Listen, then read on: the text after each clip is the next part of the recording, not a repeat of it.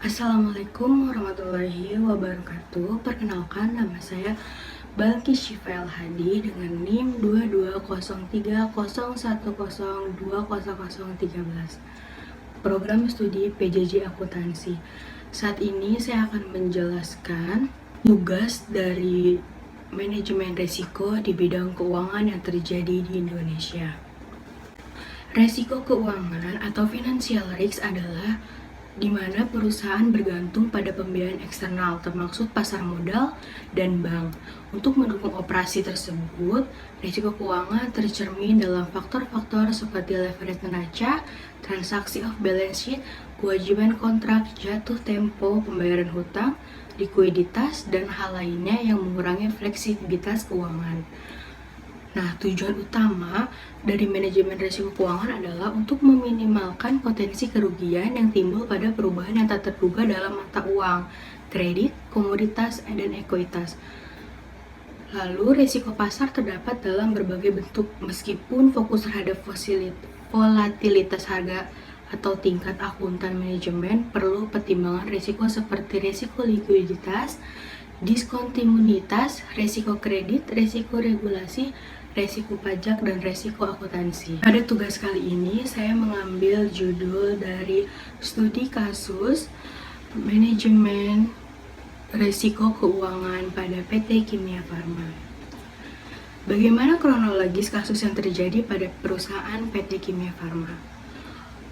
Awalnya, audit pada tanggal 31 Desember 2001, manajemen Kimia Farma melaporkan adanya laba bersih sebesar 132 miliar. Dan laporan tersebut diaudit oleh Hans Tuanakota dan Mustafa. Akan tetapi, Kementerian BUMN dan Bapepam menilai bahwa laba bersih tersebut terlalu besar dan mengandung unsur rekayasa. Setelah dilakukan audit ulang pada tanggal 3 Oktober 2002, laporan keuangan Kimia Farma 2001 disajikan kembali karena telah ditemukan kesalahan yang cukup mendasar.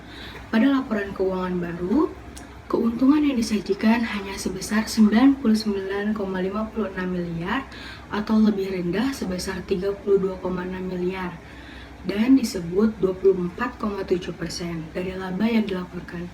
Kesalahan itu timbul pada unit industri bahan baku yaitu kesalahan berupa overstate penjualan sebesar 2,7 miliar. Pada unit logistik sentral berupa overstate persediaan barang yang sebesar 23,9 miliar. Pada unit pedagang besar farmasi, persediaan sebesar 8,1 miliar. Dan overstate penjualan sebesar 10,7 miliar. Kesalahan penyajian ini berkaitan dengan persediaan timbul karena nilai yang ada dalam daftar harga persediaan digelembungkan. PT Kimia Farma melalui direktur produksinya menerbitkan dua buah harga persediaan pada tanggal 1 dan 3 Februari 2002. Daftar harga per 3 Februari ini telah digelembungkan nilainya dan disajikan dasar penilaian persediaan pada unit distribusi Kimia Farma per 31 Desember 2001. Sedangkan kesalahan penyajian berkaitan dengan penjualan adalah dengan dilakukannya pencatatan ganda atas penjualan. Pencatatan ganda tersebut dilakukan pada unit-unit yang tidak disamplingkan oleh akuntan sehingga tidak berhasil dideteksi. Nah, berdasarkan penyelidikan Bapepam ini disebutkan bahwa KAP yang mengaudit laporan keuangan PT Kimia Farma telah mengikuti standar audit yang berlaku, namun gagal mendeteksi kecurangan tersebut. Pihak Bapepam selaku pengawas pasar modal mengungkapkan tentang kasus PT Kimia Farma dalam rangka restrukturisasi PT Kimia Farma Tbk. Ludovicius Sensiwe selaku partner dari KAP, Hans Tuanloka dan Mustafa yang telah diberikan tugas untuk mengaudit laporan keuangan PT Kimia Farma ini masa 5 bulan yang berakhir pada 31 Mei 2002. Tidak menemukan dan melaporkan adanya kesalahan dalam persediaan barang dan jasa dan kesalahan pencatatan penjualan untuk tahun yang berakhir per 31 Desember 2001. Nah, selanjutnya diikuti dengan pemberitaan dalam harian kontan yang menyatakan bahwa Kementerian BUMN memutuskan penghentian proses divestasi saham milik pemerintah di PT Kimia Farma. setelah melihat adanya indikasi penggelembungan keuntungan dalam keuangan pada semester 1 tahun 2002. Nah, dua langkah dalam mengatasi resiko tersebut pada PT Kimia Farma. 1. Dalam kasus ini adanya kesalahan penyajian tersebut yang dilakukan oleh direksi periode 1998 hingga 2002. Berarti adanya kelalaian dalam pemeriksaan laporan keuangan tersebut. Jadi, sebaiknya proses laporan keuangan selalu dikontrol, dilakukan pemeriksaan, dan evaluasi setiap bulannya. Karena jika dilakukan pemeriksaan hanya setiap periodenya atau per tahunnya menjadi tidak terkontrol dan sulit untuk mendeteksi kecurangan yang dilakukan. Selanjutnya, tidak hanya proses laporan keuangan saja, namun pihak-pihak yang terlibat pun selalu dikontrol di setiap proses laporan keuangan tersebut.